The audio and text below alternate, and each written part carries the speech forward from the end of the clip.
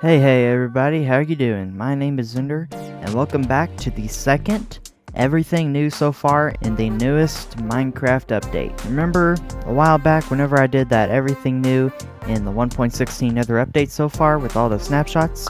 Well, that's happening again with the caves and cliffs snapshots. Today we will be diving through every single snapshot up to this point so far, because I took a break and I haven't been able to actually make the showcases for you guys. We have 5 snapshots to look at today. Snapshot 20W, 45A, 46A, 48A, 49A, and 51A. All of these snapshots are pretty big in features, so this is probably going to end up being quite the video. So take a seat, maybe grab a drink, a snack, and enjoy. I will also try to keep things short but sweet today. And first, let's start off with the first snapshot of the Caves and Cliffs update.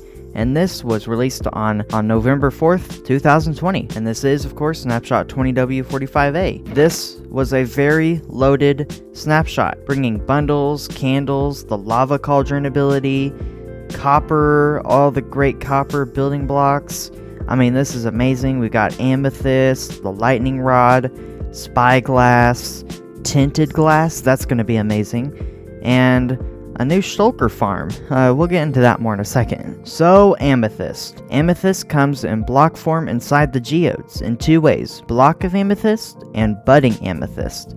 All types of amethyst blocks, clusters included, create beautiful sounds when you walk on them, break them, place them, or hit them with a projectile. So, amethyst geodes, you can actually find these generating in your worlds now, so let's hop into spectator mode and go down into the deep depths of the overworld. And let's actually try to locate... Oh, well, there's a geode. Here we go. We have a geode right here in this ravine. And yeah, these things, I mean, they're pretty common. You'll find them pretty much everywhere in your worlds, and they look sort of like this all the time. Let's actually give ourselves, for the purpose of this video, some night vision. But yes, they look like this they look pretty much like this. They generate pretty much like this in all your worlds. And I think these things are really unique. We've never really had a block that looks like this purple magic glowy block. I mean, I think it's really cool. And you'll notice that there's a few things going on here. So on the outer shell, we have this block known as Tuff. We'll talk more about that block later on. Then we have calcite, and then we have all the amethyst things going on. And as you can see, on the budding amethyst, we actually have amethyst clusters growing. These budding amethysts are actually what grow the amethyst clusters, and they sort of behave like mob spawners. They can't be broken in the game, like with a piston or a pickaxe, anything. They have to stay here, and yeah, it's sort of like a mob spawner. It's really cool. So let's go back up into the surface, and let's actually check out the sounds that they make. So in this barrel, we have a bow with infinity, of course, so we never run out of arrows, a trident, and some snowballs. So I'm just gonna, Editor Me is just gonna cut the music right now, and have a listen.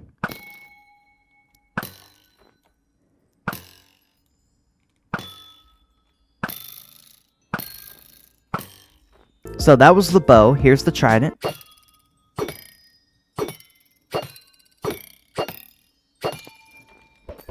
These all make the same sounds, by the way, no matter what projectile you use.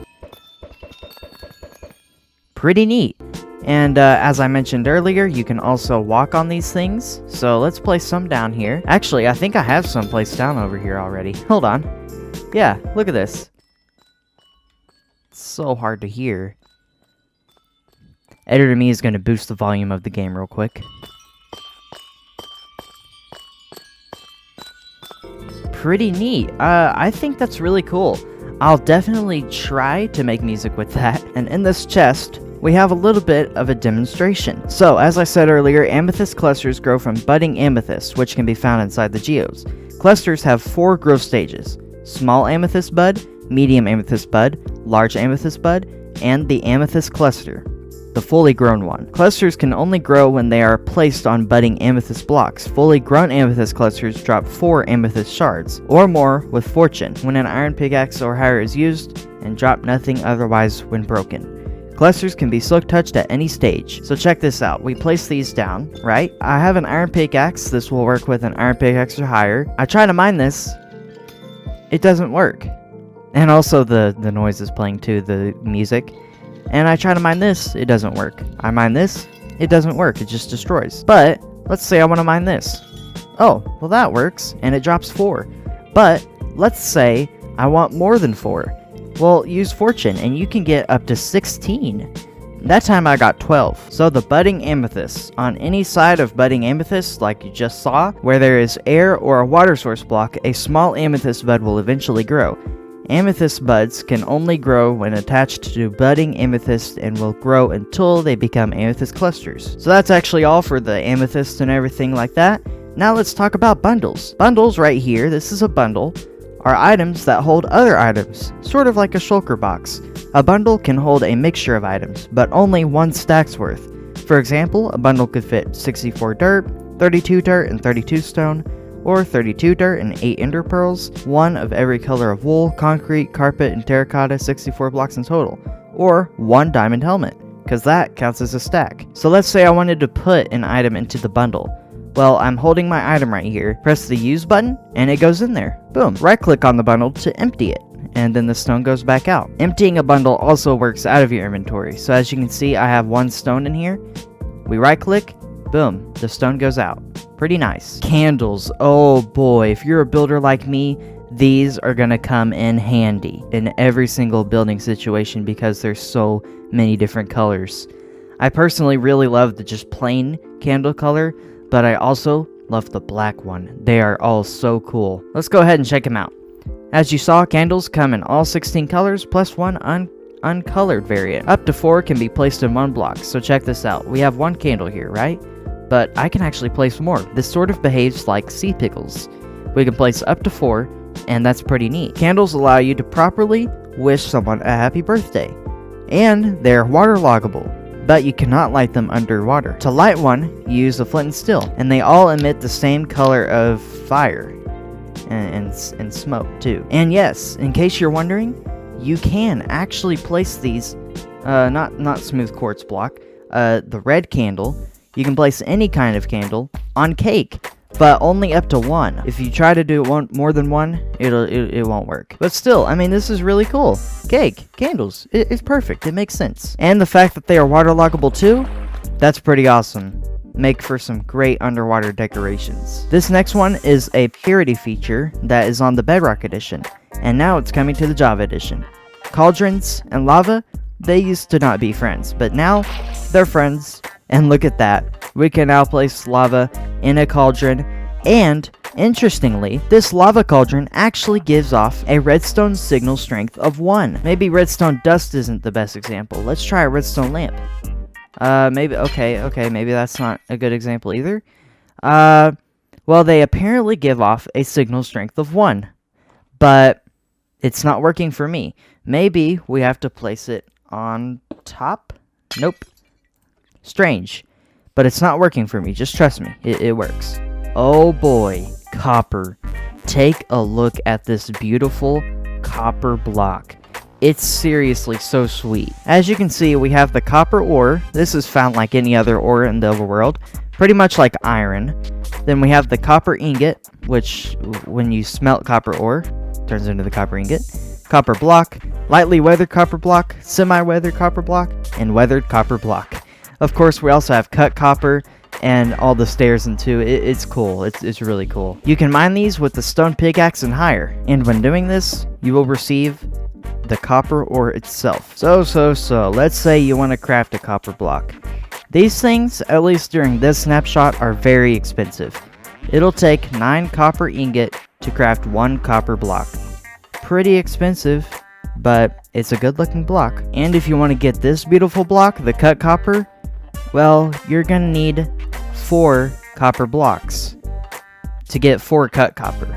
Meaning, as of this snapshot at least, you're gonna need 36 copper ingots just to make 4 copper blocks or 4 cut copper, which is, in my opinion, a little expensive, but don't worry, in a future snapshot this gets changed. So the cut copper, you can craft it in all these different kind of variants, and it's pretty cool. So you may be wondering, how does this copper turn into weathered copper? Well, it behaves just like real life. If you didn't know, in real life, Let's say for example the Statue of Liberty. It's green, right? Well, originally it was this color. It was an actual copper color. Over time, copper sort of weathers into this green color. It's called oxidation. So I think it's really interesting how they are implementing this lifelike thing into Minecraft. It's pretty cool. Let's say you don't want that to happen. Well, you can actually use honeycombs to craft waxed copper. So look at this. We take a copper block, we take a honeycomb, and it becomes waxed copper. And this will never change into a weathered copper block.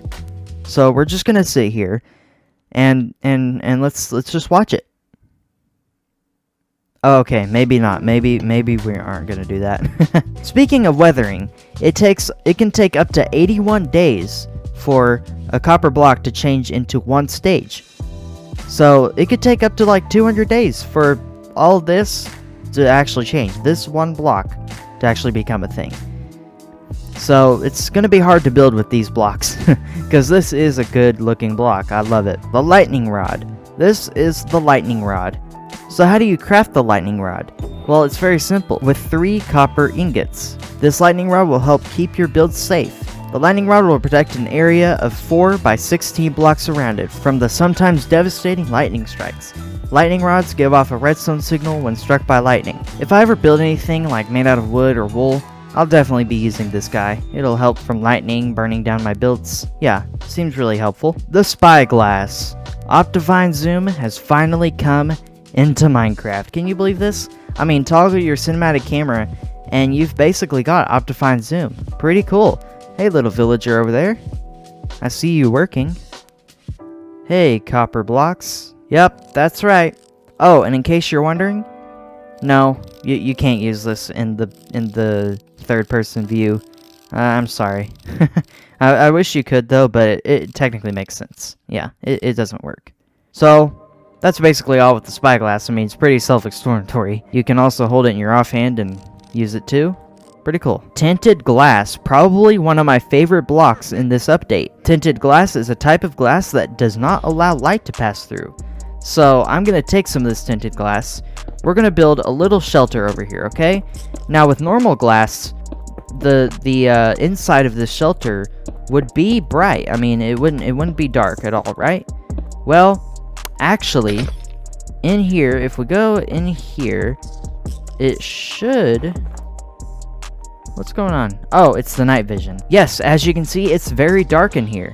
This glass does not allow light to go through it, making for some pretty cool builds, like maybe an AFK room for your zombie farm so you can like see through. I think that could be pretty cool. This is how you craft tinted glass.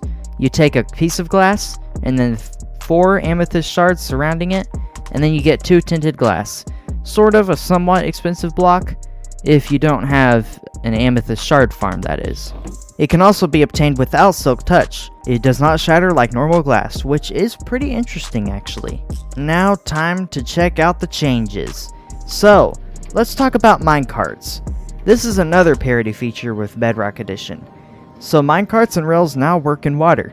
All rails can be waterlogged, including the detector rails, the powered rails, the what are they called? Activator rails, I believe? Yeah. And the regular rails. Every single rail can be waterlogged and put into the water. Flowing water doesn't break rails. Minecarts can pass through water, but get slowed down more than usual. Because of, I mean, it makes sense because of friction. So yet another nice parity feature with Bedrock Edition. And finally, for this snapshot, we have the shulker farm ability. If a shulker hits another shulker, it will spawn another shulker, which is actually really interesting. So I'm going to spawn in these 2 shulkers, and we're going to go into survival mode, and we're going to try to get one to hit the other, right? So we're just going to walk around here. We're going to move, just randomly move around, and we're going to try to get one of the missiles to hit the other. Yeah, as you can see right there, it just happened. It just happened again. Well, how lucky are we? It doesn't seem to work all the time, just sometimes. We better go into creative now. We also better do that. But yes, trust me, it does work. I bet you could look up videos on it. And to me, it seems pretty interesting. It seems kind of cheaty, but then again, it's pretty cool because now we have renewable shulker boxes. Aside from more technical changes and bug fixes, that's going to do it for this snapshot. Now, let's jump over to Snapshot 20W46A. Here we are, 20W46A, looking pretty sweet. This is not a particularly big snapshot. We have one key feature, and that's powdered snow. We'll talk about more of that later in the snapshot showcase, but for now, let's talk about some texture changes. There have been quite a few, and this is normal, this is a normal thing, there have been quite a few changes when it comes to textures in the game. So first off, you may have noticed all these already. There are some good, in my opinion, good changes to these textures in this update. To cut copper, lightning rod, calcite, block of amethyst, budding amethyst, tinted glass, candle, copper ingot, amethyst shard, and the bundle, as well as the bundle UI, as you can see. And then we have changes like the radius to a lightning rod, the crafting recipe to the copper block, the sky changing in different biomes, and a scroll feature in the options menu, as well as technical changes and bug fixes, like usual. Here again are the texture changes, as you can see. We also have the item texture changes with the candle and the bundle. Those are really cool. I love those. There's some good changes in my opinion. And then the tinted glass is a little bit more, I guess it's less textured in a way. It's more clear, which is cool. It makes it look cleaner. The range of the lightning rod has been doubled. And the copper. We can now use only 4 ingots to craft 1 block. That's amazing. Alright, now let's move on to powder snow. Powder snow is a trap block that causes any entity that walks into it to sink in it. You can pick up and place powder snow with a bucket. So here I have a bucket, I use it, and boom, powder snow goes on the ground. So check this out, I walk over here, there's a patch of powder snow. Also, when you pick block it with middle click, it gives you a powder snow bucket. So there's no block form of this. I walk on this, and I sink. There's no way I'm jumping right now, I'm not going out of it. So how do I fix this? Take some leather boots, put them on your player, and boom, we can now walk on the powdered snow without sinking. Pretty nice. This update gives functionality to leather armor. So notice this, I have quite a big pile of powdered snow here. Let's go into survival mode for this. I walk in it. You notice that the screen starts freezing, it looks like. And after a while, you'll notice my hearts down there, they turn kind of frozen. And now I'm taking damage, and the hearts are blue. What's going on? I'm freezing. I'm freezing. Standing in powdered snow will slowly freeze an entity. Once frozen, freeze damage is done every few seconds to the frozen entity, and each piece of leather armor worn causes an entity to freeze more slowly. We put on this full set of leather armor, and we walk in here, and you'll notice it takes way longer to freeze. Wearing a full set of leather armor prevents freezing entirely, so we won't actually freeze in here.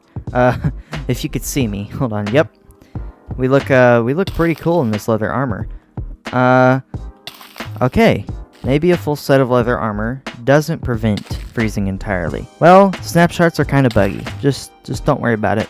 Don't worry about it. And really, that's it. I mean, that's it for 46A. I guess let's jump in to 48A. So we've jumped into Snapshot 20W48A, and this one is sort of like the last one. We only have one key feature, and that is the dripstone. There's dripstone block and pointed dripstone. And then we have some changes to the bundle, as well as candles and leather armor. And we have more texture changes. We have yet another texture change for the block of amethyst and budding amethyst. And then we actually have a texture change for the candle as well. Even better in my opinion. The clock and the compass. I wasn't expecting this. 2 texture changes for older items. Really interesting, but they do look cool. This also is apparent in the inventory as well. So first, let's go over this. I'm looking at the changelog right now, and it says wearing any piece of leather armor now prevents freezing entirely. So let's take this leather tunic, we'll put it on, go into survival, go in here, and it looks like I'm not freezing. As you can see on my screen, I mean, I'm walking around. So maybe we use leather armor in 1.17. That is only on special occasions when we're out exploring in the mountains. Right-clicking a bundle in the inventory now empties one item from the bundle. So let's say I have like some dirt, I don't know, some flowers, some oak planks in there. And before, if I right clicked on here, it would empty all of them out. But now, it only empties out one at a time, which is pretty cool in my opinion. Definitely saves a lot of hassle, I guess you could say. And also, look at that clean UI we get. That is awesome. Let's actually put all this in here. Will that fit in there? No, because that's considered a stack. And the bed won't fit in there either, because that's considered a stack as well. And check this out. We empty out everything, and then we put the bed in there. Look, it says it's full, 64 out of 64. Let's say we have everything in here. We take the bundle, put it in our hotbar, then we go out here, and then we just use it, and then everything gets dumped out. You could surprise someone like this. I mean, that's pretty handy. Also, advanced tooltips, meaning F3 and H, now show how full a bundle is. So we put the stone in there, it shows 32 out of 64. We put the dirt, 64 out of 64. There's also another change with candles. They can now only be placed if there is a solid surface below. Now, time for some dripstone. Here, we have a little pile of dripstone blocks and the pointed dripstone. And in here, we have some pickaxes. So let's grab a wooden pickaxe, and let's grab a netherite pickaxe. And let's hop over into survival mode. So you notice, if we try to mine the pointed dripstone with a wooden pickaxe, it actually works. We get the dripstone block. Same goes for any other pickaxe. It just works. It's pretty cool. No silk touch or anything. This also works for the pointed dripstone. We place that back down, use the netherite pickaxe. Boom. We get the pointed dripstone. It all works. So what exactly is dripstone and pointed dripstone? Well, have you ever been in a cave or seen a cave and you've seen those stalagmites and stalactites? The stalagmites are the ones that hang from the ground. Hang from the ground? The stalagmites are the ones that go up from the ground. The stalactites are the ones that go off from the ceiling. How I remember it is the stalactites are hang tightly on the ceiling. And the mites are kind of mighty looking, I guess you could say. And also, you can place these as high as you want, all the way up to the build height. Although, I wouldn't really recommend doing that because, I mean, unless for funny purposes, it just looks weird. It looks really weird. We're just gonna break this, and then a bunch of pointed dripstone will fall. Now check this out. So, I'm kind of high up in the air. I'm gonna flip over into survival. I just died. I literally died, and oh no. That's not good. Uh-oh. I shouldn't have done that. I'm pretty sure when I was setting up this world, I did like /locate biome, like snowy tundra or something like that, and it was really far away, and now, oh no. We lost our showcase. Actually, I wonder if we can do that again.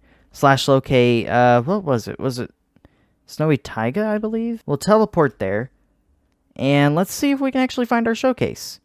Yes, that worked. Okay, good. I'm glad we were able to find our showcase, because I would have been really frustrated if we wouldn't have. So as you can see, if a stalagmite or tite kind of lands on you, it hurts a lot, and it can potentially kill you, even from like 5 blocks above, which is crazy. Stalactites fall down if nothing is attached from above. And boom, they fall like that. So check this out. Stalactites actually drip water or lava, and you can actually fill up cauldrons this way. Just a regular stalactite, no lava on top, they drip water. And you know what this means? We now have renewable lava in the game. Sure, it's very slow, but as long as you put lava on top of a dripstone, or I guess any block, and then dripstone hanging down, lava, renewable, infinite, cool. Sure, there is the nether, but that's a little dangerous. And as long as you set up like a big lava farm like this could potentially save your life. You can also throw tridents at the stalactites to break them. Boom, just like that. I believe the stalagmites as well. Yep, to break them. Pretty cool. And that's it for Snapshot 20W48A. Let's head over to 49A. So, Snapshot 20W49A. This one is all about the depths. And it introduces a new redstone item that is pretty creepy and creepy looking. And to me, it doesn't really look like a redstone item. It just looks like a plant or something. So this snapshot has a lot of depth tied into it. And I don't know if we'll have time to cover everything with the skulk sensor today. But we'll try. We'll do our best. We'll go pretty fast. This snapshot introduces the Dripstone Caves biome and the skulk sensor, as well as another change to the bundle and pointed dripstone, as well as technical changes and bug fixes, always. So, the Dripstone Caves biome.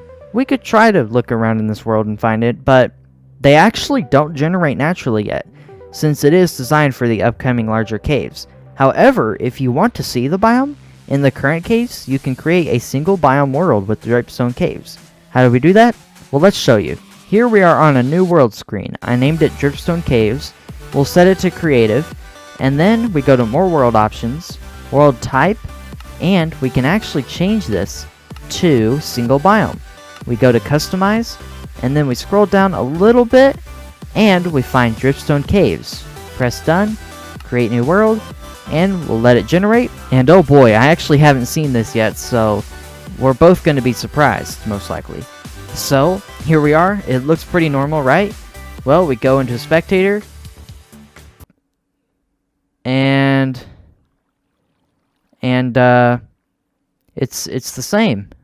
Pretty much the same, actually. Just a little bit of dripstone and yeah. Well, that wasn't what I was expecting. Huh. So as we saw, it contains plenty of pointed dripstone on the floors, ceilings, and small pools of water. In some places, you'll find larger stalagmites and stalactites and columns built from dripstone blocks. Okay, that's it for the Dripstone Caves. Sure, this is a snapshot. The actual cave generation will come.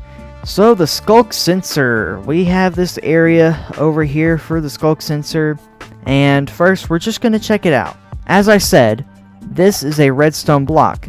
It detects any vibration, physical motion. If you're careful, there are some motions that are undetectable to sensors by sneaking. As you can see, I'm sneaking right now and it's not detecting me. But if I start walking around, you can actually see that this thing picks up my movement. And these sneak-friendly vibrations currently include walking, falling to the ground, or throwing/shooting projectiles. And skulk sensors will not listen to vibrations that are directly created by other skulk sources. When a vibration is detected, a signal is sent from the source location to the sensor at a speed of 1 game tick per block. Other vibrations cannot be detected by a sensor when a signal is already traveling to it. When the signal has arrived, the sensor will be activated for 40 game ticks, which is about 2 seconds. While activated, the sensor cannot detect other vibrations. So what does all that mean? Well, we have a little bit of a showcase over here. This is the radius that the skulk sensor can detect. As long as I move over here, I'm good. But once I step on this red square, it's over. I mean, he can detect me. And yeah, you can do whatever you want. This is really best for like redstone traps, alert systems. Yeah, you better be careful in your multiplayer worlds like Hypercraft. It's not going to be so fun. So skulk sensors can detect vibrations in an 8-block radius around it. And the tool that you use to mine this block is the hoe. And they can be waterlogged. So redstone. I'm not much of a redstone guy, but what I can tell you is they emit redstone signals. This gets really interesting and goes into a lot. But each different vibration or physical motion, like me walking, has a different frequency, like a different redstone signal output. The output is also scaled based on the skulk sensor's radius. So, if I walk around here, the signal will be pretty strong, but if I walk around over here, on the edge of the red square, it won't be that strong. So, vibration frequencies. Let's go ahead and take a look at that on Minecraft.net. And here we are, vibration frequencies. Skulk sensors have a unique interaction with comparators. Each vibration in the game falls under a certain frequency value, and this value can be measured with a comparator. With the right contraption, this allows you to detect when a certain action has occurred nearby. So basically, you can block out other things like steps and only let it listen to one frequency. So let's say, for instance, like me walking around a step, that's a frequency value of 1. If we open a block, that's 11, and it just goes on and on. I'm going to slowly scroll through this and let you take a look at this. I mean, it just goes on and on. So many. Actually, more than I thought. Also, something I forgot to mention, every single snapshot we check out today, I'll have a link to the changelog in the description for you guys. Let's check out this area. So here we have a skulk sensor, and then we have the hoe. As I mentioned earlier, you can mine this with any version of hoe. So for instance, let's try a wooden hoe. You'll notice it doesn't mine too fast, but if I go up to like a gold hoe, it goes faster. Netherite hoe, pretty much instant. And these things can be waterlogged. We can place these things underwater, and it's pretty cool. So there is a way to actually block out whenever it in a direction where it detects, and that is known as wool occlusion. So if we grab, it could be any type of wool, we'll just grab white wool and we place it right here. You'll notice right now it's detecting me. If we place down the wool, it can't detect me anymore. It's basically silent. And over here, it can detect me, right? But I can place the wool here, no longer detects me. Over here, yep, you get the idea, no longer detects me from here, but over here it detects that sheep. And this also works from above too. So I could be walking over here, and this is the only area I could walk, and it'll turn on that redstone lamp. If a wool block is in the way of a vibration source, the sensor will not be able to detect it. Skulk sensors have a cooldown period of 1 tick, basically like a really short split second after being placed or after deactivating. During this short cooldown period, it cannot detect the vibrations. This is to prevent it from activating itself when a contraption it is powering is being unpowered. So aside from some technical changes and bug fixes, as always, that's really it for this snapshot.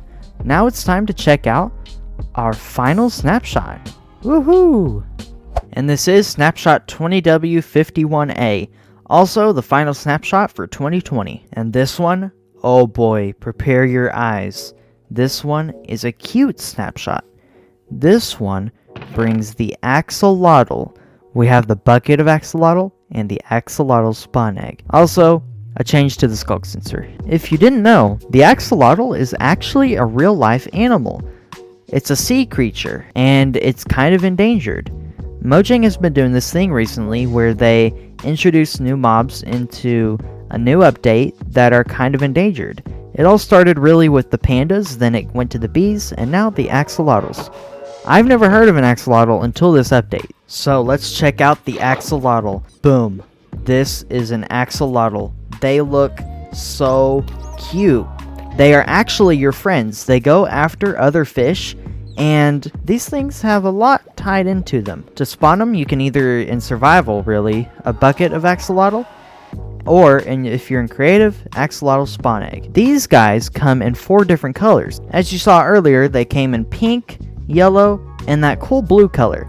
But they also come in this brown color. As you can see, I have this little cage pen sort of like thing, and there is a lot of fish and things that have already been killed by the axolotls. So they love tropical fish. This may change though. Tropical fish or tropical fish buckets can be used to mate axolotls. So let's see here. We grab an axolotl. Nope, not a barrier. An axolotl, yes. And then we grab a tropical fish. Now you can actually mate these with either a tropical fish or a bucket of tropical fish, but if I were you, I'd use a tropical fish. So we spawn a couple in, and they're actually both yellow. We do that, and they love each other, and boom, we now have a baby axolotl. Look at that. They swim around with you if you're holding a tropical fish or tropical fish bucket. When a player kills a mob that the axolotl was attacking or being attacked by, the axolotl will show its appreciation by granting the player temporary regeneration and removing any mining fatigue effects. You can pick up your axolotl in a water bucket and carry it around just like a salmon or a cod. Axolotls will always chase after squids and other types of fish. Axolotls are skittish, but they will attack drowned and guardians if you tempt them with their favorite food. Axolotls do not like it out of the water and will dry up and begin taking damage if they are out of the water for longer than 5 minutes. An axolotl will not dry up as long as they are in water or rain. So it could be raining outside and you could bring your axolotl friend out there. He won't dry up. Sometimes when an axolotl takes damage, it will pretend to be dead so that it stops being attacked. It's pretty cute. There are 4 common varieties as we saw earlier, and the 1 rare one. Axolotls do not naturally spawn in your worlds yet, but you can find spawn eggs for them in the creative inventory. So let's check out the changes for this snapshot. Bundles and shulker box items will now drop their items when destroyed. So with skulk sensors, when you start eating, this has been removed as a frequency from an event for a few reasons. You can check out these reasons down below in the description with the link to the changelog of this snapshot. Walking on wool no longer causes vibrations. Throwing wool as an item onto the ground no longer causes vibrations. And skulk sensors are now silent while waterlogged, meaning normally when we walk around it creates like a noise. But if we waterlog this, let's say over here, also, how did you get over there? Check this out. It can still detect us, but it's quiet. Really cool. Makes for some sneaky traps. Or you could take some blocks, do that, water, boom. That's how you do it. They're quiet. Very quiet. And they are continuing to change the vibration frequencies. You can also check these out in the changelog linked below in the description. Technical changes, bug fixes. Yep, there's some more in this snapshot, but that's going to do it. And that's going to do it for this snapshot showcase of every single snapshot up to this point so far. I would like to thank you if you've made it this far into the video. Thank you for showing your support by leaving a like. Yeah, I know you left a like. Yep, thank you. And if you're new, consider subscribing and hit the notification bell in case you never want to miss out on a video. And until then, I've been Ender, and I will see you in the next video. Go take care, everybody.